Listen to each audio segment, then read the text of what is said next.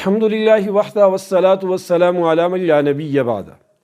یہ دنیا اللہ پاک نے ایسی عجیب بنائی ہے کہ اس میں انسان کے ساتھ خوشیاں بھی لاحق ہیں اور مصیبتوں بری دنیا بھی ہے، پھول بھی ہیں اور کانٹے بھی ہیں، خوشیاں بھی ہیں تو غمیاں بھی ہیں، آسانیاں اور راحتیں ہیں تو ساتھ میں مشکلات کو بھی اللہ پاک نے رکھا ہے، اور یہ ہر انسان کے ساتھ ہے۔ میں ان ساری چیزوں کے بعد ایک بات آپ کے سامنے رکھنا چاہتا ہوں کہ ایک امام مسجد جو مسجد میں نماز پڑھاتے تھے، بچوں کو سبق پڑھاتے تھے، وہ مجبور ہوئے اور امامت چھوڑ کر اپنے لیے رکشہ خریدنے پر۔ یہ امت مسلمہ کے منہ پر تمانچہ ہے۔ ایسے ایک امام صاحب کا ذکر نہیں ہے، ہزارہا امام ایسے ہیں۔ کسی نے امامت چھوڑی اور دکان کھول لی، کسی نے امامت چھوڑی اور ریڑھا لگا دیا، کوئی کیا کام کرنے لگ گیا، کوئی کیا کام کرنے لگ گیا۔ اس کی وجہ یہ تھی کہ امام کی تنخواہ وہ اونٹ کے منہ میں زیرے کے برابر بھی نہیں ہے۔ یعنی امام بیچارہ جو ہمارا مذہبی پیشوا ہے، مقتدا ہے، جو ہماری اسلامی ضرورتیں پوری کرتا ہے، اس کو تنخواہ دینے میں ہم بخل سے کام لیتے ہیں۔ اور میرے دوست، ہمارے جاننے والے مولوی صاحب نے جب مسجد چھوڑ کر رکشہ لیا، تب بھی لوگوں کے پیٹ میں مروڑیں اٹھنے لگی۔ اب اس بیچارے کو نہ تو مسجد میں تنخواہ ایسی دی جاتی تھی، اس بیچارے کو نہیں، تمام اماموں کے ساتھ صحیح سلوک ہے، اور کام کرنے بھی نہیں دیا جاتا عالم کو کہ بھئی اگر یہ دنیا کا کام کرے گا تو کہتے ہیں بھئی اس کا علم قبول نہیں ہوا، کوئی کہتے ہیں اللہ پاک اس نے دوران طالب علمی ایسا کوئی کام کیا تھا کہ اللہ کی نظروں میں گر گیا۔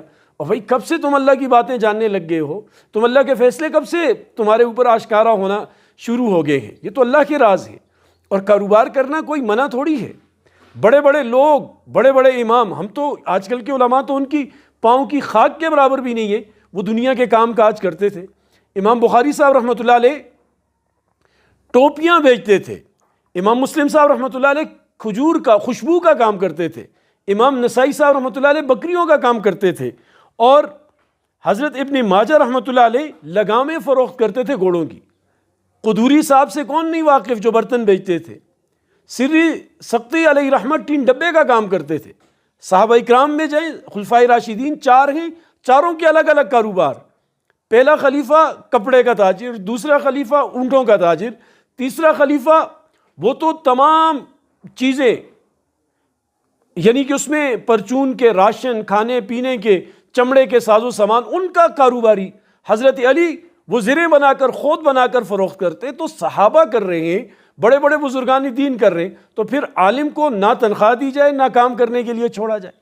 مسجدوں میں تو ہم لگانے کے لیے تیار ہیں، ڈیکوریشن کرتے ہیں، ایک ایک مینار پہ کروڑ روپیہ لگا دیتے ہیں، اور جو مسجد میں ہماری ضرورتیں پوری کرتا ہے دینی اعتبار سے، اس بیچارے کے ساتھ ہمارا سوتیلی ماں جیسا سلوک ہوتا ہے۔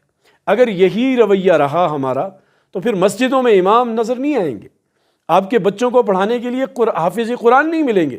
اس لیے ان کی قدر کریں، ان کی تنخواہوں میں اضافہ کریں، اتنی تنخواہ ضرور دیں جتنی گورنمنٹ ایک مزدور کی متعین کرتی ہے۔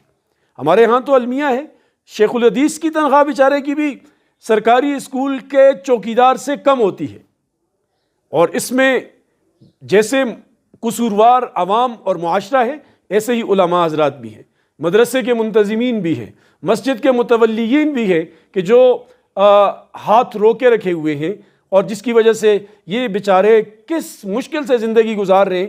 یقین کریں ان کی دلوں سے آہیں نکلتی ہیں، اور یہ آہیں کہیں ہمیں لے کر نہ ڈوبیں۔ اللہ مجھے آپ کو عمل کی توفیق نصیب ہو۔